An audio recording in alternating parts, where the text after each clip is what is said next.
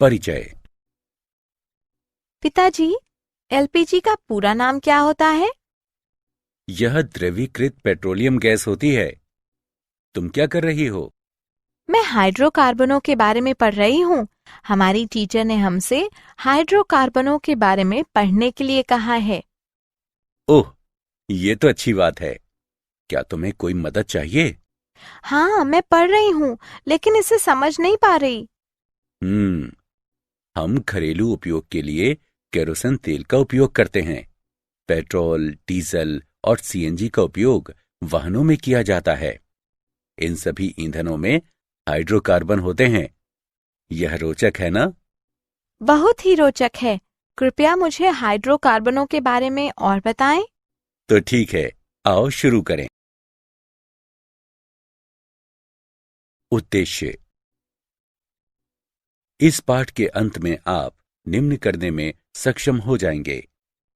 हाइड्रोकार्बनों को परिभाषित करना, हाइड्रोकार्बनों का वर्गीकरण समझना, एल्केनों की व्याख्या करना, नामकरण की IUPAC पद्धति के अनुसार एल्केनों का नामकरण करना, एल्केनों के समावयवों की पहचान करना तथा उनकी संरचनाएं लिखना, एल्केनों की विरचन की विधियां सीखना, एल्केनों के भौतिक व रासायनिक गुणधर्म लिखना और एथेन के संरूपणों का वर्णन करना।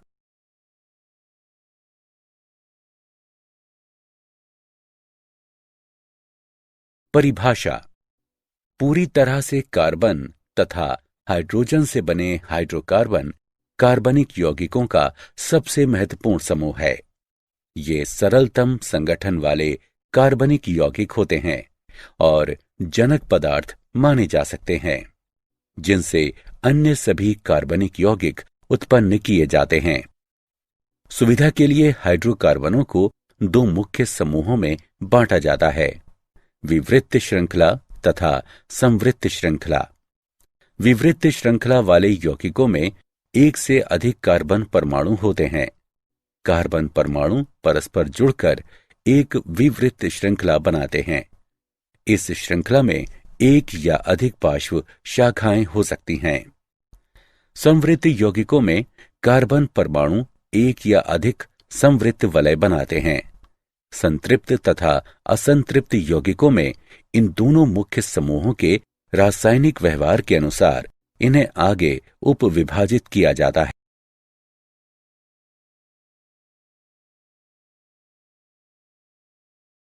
वर्गीकरण। उपस्थित कार्बन कार्बन आबंधों की प्रकृति के आधार पर हाइड्रोकार्बनों को तीन मुख्य श्रेणियों में वर्गीकृत किया जा सकता है: संतृप्त, असंतृप्त तथा एरोमेटिक हाइड्रोकार्बन। संतृप्त का अर्थ है कि प्रत्येक कार्बन एकल सहसंयोजी आबंधों द्वारा चार अन्य परमाणुओं से बंधा होता है। कार्बन द्वारा आबंधित किए जाने से पूर्व हाइड्रोजन परमाणु प्रायः सभी उपलब्ध आबंध स्थितियां ग्रहण कर लेते हैं। असंतृप्त हाइड्रोकार्बनों में द्विआबंध या त्रिआबंध होते हैं, चूंकि हाइड्रोजन परमाणुओं के संदर्भ में यौगिक असंतृप्त होता है। इसलिए अतिरिक्त इलेक्ट्रॉन दो कार्बन परमाणुओं के बीच बंटकर दोहरे या तीहरे आबंध बनाते हैं। एरोमेटिक हाइड्रोकार्बन एक विशेष प्रकार के संवृत यौगिक होते हैं। हम कार्बन की चतुर संयोजकता तथा हाइड्रोजन की एकल संयोजकता को ध्यान में रखते हुए दोनों प्रकार यानी विवृत श्रृंखला तथा संवृत श्रृंखला के ऐसे अणुओं के मॉडलों की बड़ी संख्या निर्मित कर सकते हैं।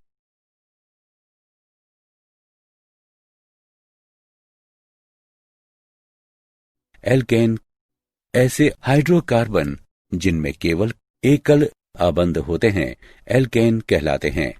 ये संतृप्त हाइड्रोकार्बन कहलाते हैं क्योंकि इनमें प्रत्येक संभव स्थान पर हाइड्रोजन होता है। इससे इन्हें एक सामान्य सूत्र CnH2n+2 प्राप्त होता है। प्रथम चार एल्केन मीथेन, एथेन, प्रोपेन और ब्यूटेन हैं, जो लेविस प्रतीकों के साथ दिखाए गए हैं। एल्किक समूह। एल्किक मूलतः एक एल्केन होता है जिससे इसके हाइड्रोजन परमाणुओं में से एक नहीं होता। उदाहरण के लिए, यदि मीथेन से एक हाइड्रोजन परमाणु हटा दिया जाए तो हमें मेथिल प्राप्त होता है। इसी प्रकार यदि एथेन से एक हाइड्रोजन हटा दिया जाए तो हमें एथिल प्राप्त होगा।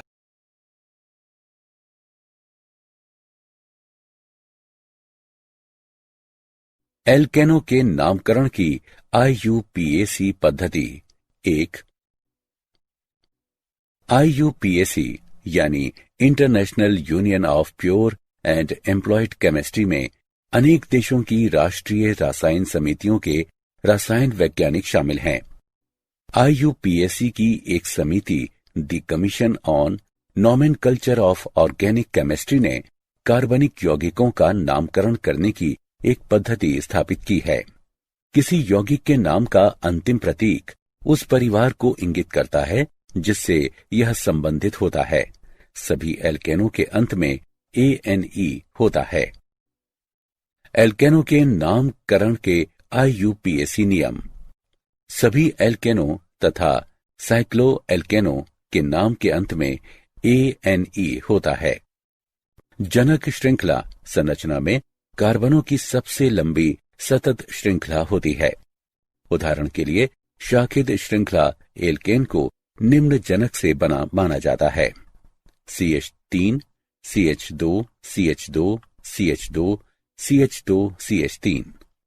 बाएं से तीसरे C को CH3 के साथ H से प्रतिस्थापित करते हुए जनक श्रृंखला में श्रृंखला के किसी भी सिरे से संख्यांकित कार्बन परमाणु दो संभव संख्याओं में निम्नतर की प्रथम शाखा की अवस्थिति बताते हैं। दिए गए उदाहरण के लिए बाएं से दाएं सही दिशा है।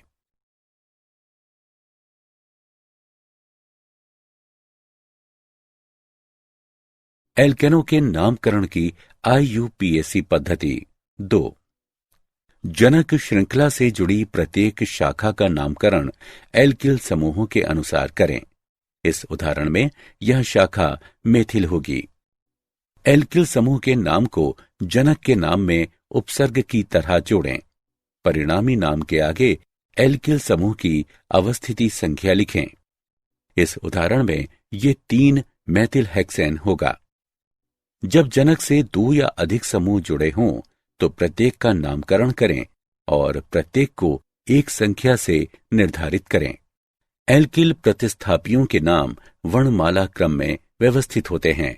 संख्याओं को शब्दों से पृथक करने के लिए सदैव हाइफनों का प्रयोग करें।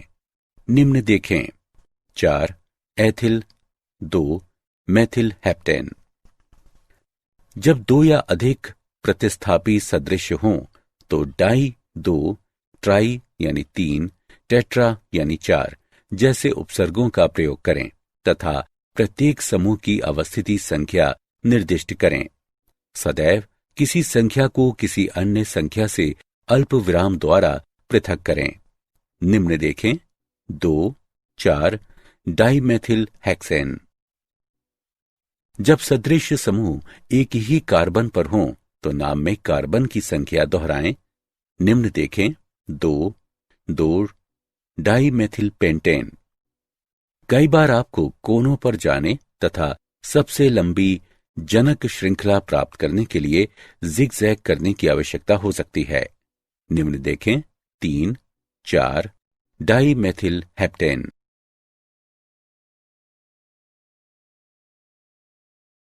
एल्केनों का विरचन। 1. विकारबॉक्सिलीकरण। विकारबॉक्सिलीकरण में COOH GP वाले अणुओं से CO2 को हटाया जाता है। सोडियम पोटेशियम के संतृप्त मोनोकार्बोक्सिलिक एसिड लवण को सोडा लाइम के साथ शुष्क आसवन करने पर एल्केन प्राप्त होता है। वुर्श अभिक्रिया। ईथर में एल्किल हैलाइड का विलयन सोडियम के साथ गर्म करने पर एल्केन देता है। एल्किल हैलाइडों के अपचयन द्वारा। एल्किल हैलाइडों को जिंक तथा तनु हाइड्रोक्लोरिक अम्ल द्वारा अपचयन करने पर एल्केन प्राप्त होते हैं।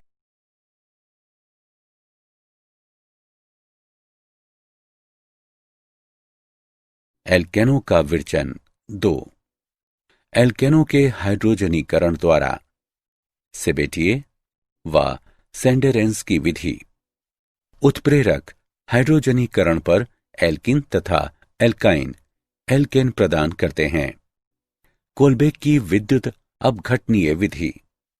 संतृप्त मोनोकार्बोक्सिलिक अम्लों के सोडियम या पोटेशियम लवणों के सांद्र जलीय विलयन का विद्युत अपघटन करने पर एल्केन प्राप्त होते हैं। किसी अम्ल लवण का विद्युत अपघटन सममितीय एल्केन देता है। हालांकि कार्बोक्सिलिक अम्ल लवणों के मिश्रण में सभी संभाव्य एल्केन बनाते हैं।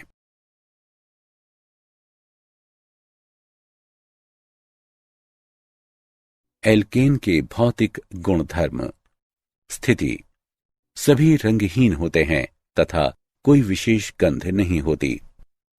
निम्नतर एल्केन C1 से C4 गैसें हैं। मध्यवर्ती C3 से C17 द्रव है तथा इनसे उच्चतर ठोस होते हैं। अणुभार में बढ़ोतरी होने के साथ एल्केनों का क्वथनांक भी बढ़ जाता है, क्योंकि अणुभार में बढ़ोतरी होने के साथ इनमें वान डर वाल्स बलों में बढ़ोतरी हो जाती है, अर्थात क्वथनांक क्रम पेंटेन, हेक्सेन, हेप्टेन्स। एल्केनों का विशाखन करने से पृष्ठ क्षेत्रफल में कमी भी होती है, क्योंकि आकृति गोलीय होती जाती है, जिसके परिणाम स्वरूप वान डर वाल्स बलों में कमी आती है। इसलिए समावयवी एल्केनों का क्रम पेंटेन, आइसोपेंटेन और नियोपेंटेन होता है। एल्केनों का गलनांक नियमित प्रवृत्ति नहीं दर्शाता। कार्बन परमाणुओं की समसंख्या वाले एल्केनों का गलनांक उनके निकटस्थ कार्बन परमाणुओं की विषम संख्या वाले एल्केनों से उच्चतर होता है। गलनांक का क्रम प्रोपेन, एथेन, मीथेन। गलनांक की असामान्य प्रवृत्ति संभवतः इस कारण से पाई जाती है क्योंकि विषम कार्बन परमाणुओं वाले एल्केनों में अणु के एक ही ओर अंतिम कार्बन परमाणु होता है, जबकि सम कार्बन परमाणु वाले एल्केन में अंतिम कार्बन परमाणु विपरीत ओर होता है। अतः सम कार्बन परमाणुओं वाले एल्केन क्रिस्टल जालक में अधिक पास पास आबद्ध होते हैं और उनके बीच अंतराणुक आकर्षण अधिक होते हैं। घनत्व। एल्केनों का घनत्व अणुभार में बढ़ोतरी के साथ बढ़ता है और 0.76 ग्राम प्रति मिलीलीटर पर स्थिरांक हो जाता है। अतः सभी एल्केन जल से हल्के होते हैं। विलयता।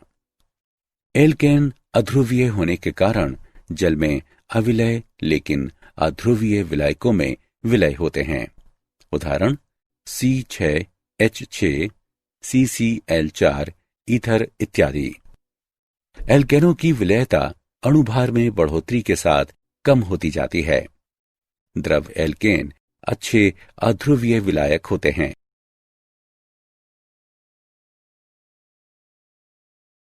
एल्केनों के रासायनिक गुणधर्म। 1. एल्केन उच्च स्थायी प्रकृति के साथ सामान्यतः निष्क्रिय पदार्थ होते हैं। इनकी निष्क्रियता को निम्नानुसार वर्णित किया जा सकता है। एल्केनों में सभी CC व CH आबंध मजबूत सिग्मा आबंध होते हैं और ये सामान्य दशाओं में अम्लों, क्षारकों, ऑक्सीकारकों से प्रभावित नहीं होते हैं। एल्केनों में CC पूर्णतः अध्रुवीय व CH दुर्बल ध्रुवीय आबंध C 2.6 व H 2.1 में अल्प वैद्युत ऋणात्मकता अंतर होने के कारण व्यवहारिक रूप से अध्रुवीय होते हैं। अतः ध्रुवीय प्रजातियां जैसे कि इलेक्ट्रोफाइल्स या न्यूक्लियोफाइल्स सामान्य दशाओं में इन आबंधों पर आक्रमण करने में अक्षम रहती हैं। कम अभिक्रियाशील प्रकृति के बावजूद एल्केनों में कुछ विशिष्ट अभिक्रियाएं परिलक्षित होती हैं। ऑक्सीकरण। एल्केनों का ऑक्सीकरण विभिन्न दशाओं में विभिन्न उत्पाद प्रदान करता है। वायु या डाइऑक्सीजन की उपस्थिति में गर्म किए जाने पर एल्केन पूर्णतः ऑक्सीकृत होकर कार्बन डाइऑक्साइड तथा जल प्रदान करता है और बड़ी मात्रा में ऊष्मा निकलती है। मैग्नीज एसीटेट की उपस्थिति में उच्चतर एल्केनों का ऑक्सीकरण करने पर फैटी एसिड मिलते हैं। सीमित वायु आपूर्ति के साथ एल्केनों का अपूर्ण ऑक्सीकरण कार्बन कज्जल यानी ब्लैक तथा कार्बन मोनोऑक्साइड प्रदान करता है।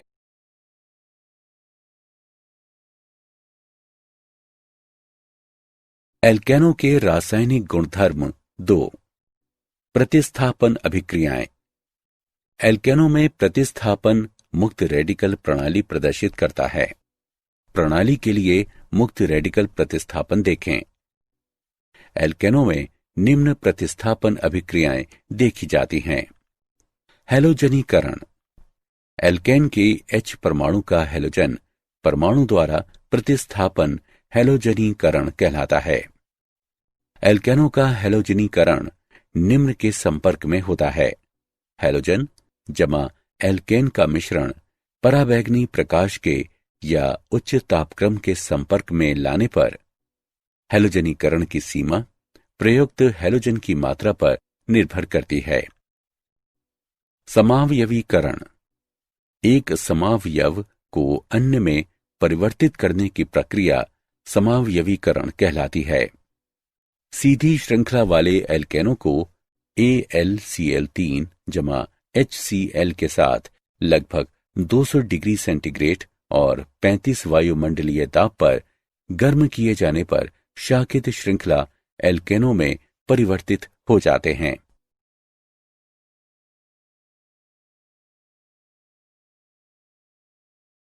एल्केनों के रासायनिक गुणधर्म 3। एरोमेटिकरण।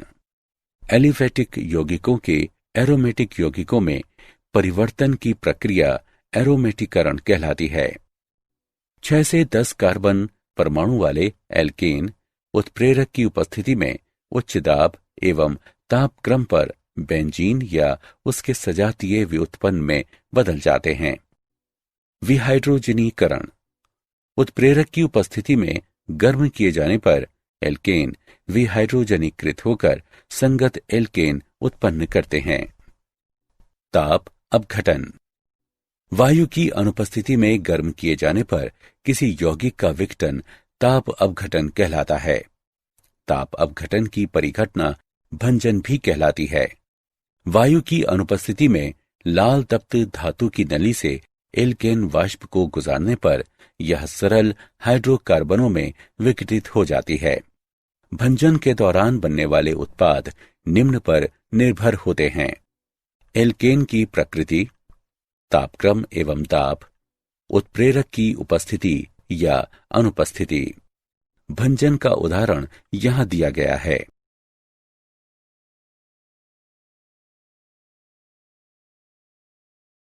संरूपण। सिग्मा आबंधों के घूर्णन के कारण कोई अणु विभिन्न स्थानिक व्यवस्थाएं प्राप्त कर सकता है, वह संरूपण कहलाता है और इसलिए संरूपणीय समावयवी या संरूपक कहलाते हैं। इसलिए संरूपणीय समावयवी या संरूपक कहलाते हैं। इन घूर्णनों के दौरान परिवर्तित होने वाली ऊर्जा का अध्ययन संरूपणीय विश्लेषण कहलाता है। यह काफी महत्वपूर्ण है क्योंकि अणु की संरचना का आणविक गुणधर्मों पर विशेष प्रभाव पड़ता है, जिसमें किसी अभिक्रिया के परिणामों को प्रभावित करना भी शामिल है। यद्यपि ये विचार सरलतम प्रकार्यात्मक समूहों एल्केनों के लिए विकसित किए गए, लेकिन यही सिद्धांत विस्तृत करके अन्य प्रकार्यात्मक समूहों पर भी लागू किए जा सकते हैं। एल्केनों के लिए विभिन्न संरूपणों को डैश वेज नोटेशन द्वारा संरचनात्मक पर्सपेक्टिव चित्र में प्रदर्शित किया जा सकता है। न्यूमैन प्रक्षेप एक वैकल्पिक चित्रण है जिसमें 2 कार्बन परमाणुओं के समूहों की सापेक्षिक अभिमुखता दर्शाते हुए कार्बन कार्बन आबंध अक्ष देखते हुए अणु को सामने से देखा जाता है।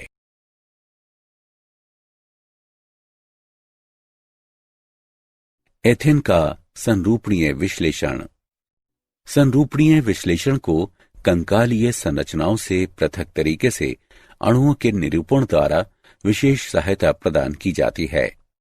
अणु का इस प्रकार चित्रण, जिसमें परमाणुओं और आबंधों को उनके घूर्णन वाले अक्ष पर देखा जाता है, न्यूमैन प्रक्षेप कहलाता है। न्यूमैन प्रक्षेप में अणु को एक अक्ष पर देखा जाता है, जिसमें परस्पर आबंधित दो परमाणु व उनके बीच का आबंध होता है, जिस पर अणु घूर्णन कर सकता है। न्यूमैन प्रक्षेप में आबंध निर्मित करने वाले प्रत्येक परमाणु के प्रतिस्थापी, चाहे वे हाइड्रोजन या प्रकार्यात्मक समूह हों, कार्बन कार्बन आबंध के सामने व पीछे दोनों ओर से देखे जा सकते हैं। विशेष रूप से न्यूमैन प्रक्षेप में सामने के परमाणु पर प्रतिस्थापी तथा पीछे के परमाणु पर प्रतिस्थापी के बीच का कोण देखा जा सकता है, जो द्वितल कोण या मरोड़ी कोण कहलाता है।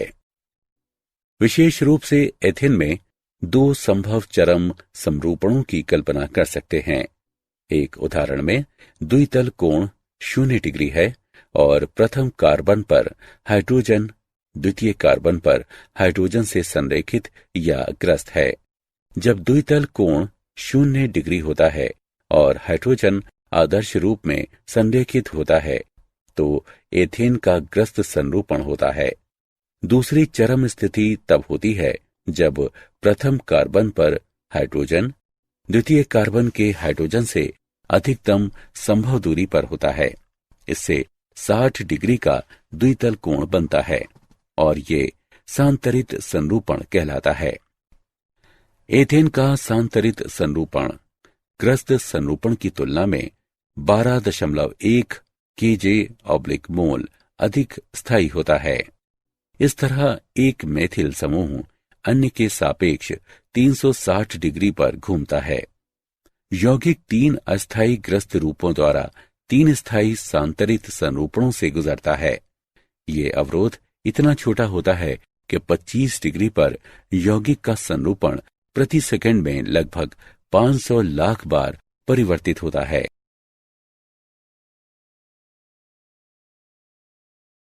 सॉहॉर्स प्रक्षेप। सॉहॉर्स प्रक्षेप न्यूमैन प्रक्षेपों के लगभग समान होते हैं, लेकिन इनका उपयोग इसलिए अधिक किया जाता है क्योंकि कार्बन कार्बन आबंध जहां न्यूमैन प्रक्षेप में संकुचित होता है, वहीं सॉहॉर्स प्रक्षेप में ये पूरे विस्तार में दर्शाया जाता है। समुचित निर्मित किए जाने पर सॉहॉर्स प्रक्षेप दो अणुओं के बीच प्रतिबिंबीय या द्वित्रिविम यानी डायस्टीरियोमेरिक संबंध निर्धारित करने में अधिक उपयोगी हैं, क्योंकि दर्पण प्रतिबिंबीय या अतिव्यापी संबंध अधिक स्पष्ट होते हैं। न्यूमैन प्रक्षेपों की तरह सॉहॉर्स प्रक्षेप में अणु का दृश्य एक विशेष कार्बन कार्बन आबंध से देखा जाता है और आगे एवं पीछे के कार्बनों को जोड़ने वाले समूह 120 डिग्री कोणों पर तीलियों का उपयोग करके चित्रित किए जाते हैं। सॉहॉर्स प्रक्षेप इस प्रकार भी बनाए जा सकते हैं कि अग्र कार्बन पर समूह पश्च कार्बन पर समूहों के साथ सांतरित 60 डिग्री दूर या ग्रस्त सीधे अतिव्याप्त हों। एथेन के 2 सॉहॉर्स प्रक्षेप नीचे दिए गए हैं। बाईं ओर की संरचना सांतरित जबकि दाईं ओर की संरचना को ग्रस्त दिखाया गया है। ये सरलतम सॉहॉर्स प्रक्षेप है क्योंकि इनमें केवल 2 कार्बन हैं और सामने व पीछे के सभी कार्बन समूह समधर्मी हैं। क्या आप जानते हैं पेट्रोलियम भूविज्ञान तथा रसायन विज्ञान में भंजन वह प्रक्रिया होती है जिसके द्वारा जटिल कार्बनिक अणुओं जैसे कि भारी हाइड्रोकार्बनों के कार्बन कार्बन आबंधों को तोड़ते हुए उन्हें सरल अणुओं जैसे कि हल्के हाइड्रोकार्बनों में विखंडित किया जाता है। भंजन की दर तथा प्राप्त होने वाले अंतिम उत्पाद तापक्रम तथा उत्प्रेरकों की उपस्थिति द्वारा काफी प्रभावित होते हैं। बड़े एल्केन को छोटे अधिक उपयोगी एल्केनों तथा एल्किनों में तोड़ने की प्रक्रिया भंजन है। सरल रूप में हाइड्रोकार्बनों का भंजन लंबी श्रृंखलाओं वाले हाइड्रोकार्बनों को छोटी श्रृंखलाओं वाले हाइड्रोकार्बनों में तोड़ने की प्रक्रिया होती है।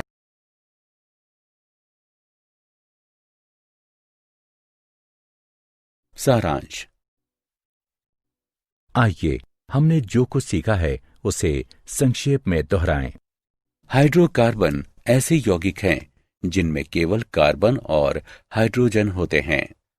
हाइड्रोकार्बनों को मुख्यतः कोयले एवं पेट्रोलियम से प्राप्त किया जाता है, जो ऊर्जा के मुख्य स्रोत हैं। हाइड्रोकार्बनों को उनकी संरचना के अनुसार विवृत श्रृंखला वाले संतृप्त तथा असंतृप्त, संवृत्त और एरोमेटिक के रूप में वर्गीकृत किया जाता है। मुक्त रेडिकल प्रतिस्थापन, दहन, ऑक्सीकरण तथा एरोमेटीकरण एल्केनों की महत्वपूर्ण अभिक्रियाएं हैं। सीसी सिग्मा आबंधों पर मुक्त घूर्णन के कारण एल्केन संरूपणीय समावयवता प्रदर्शित करते हैं। एथेन के सांतरित तथा ग्रस्त संरूपणों में से संतरित संरूपण अधिक स्थायी होते हैं, क्योंकि उनमें हाइड्रोजन के परमाणु अधिकतम संभव दूरियों पर रहते हैं।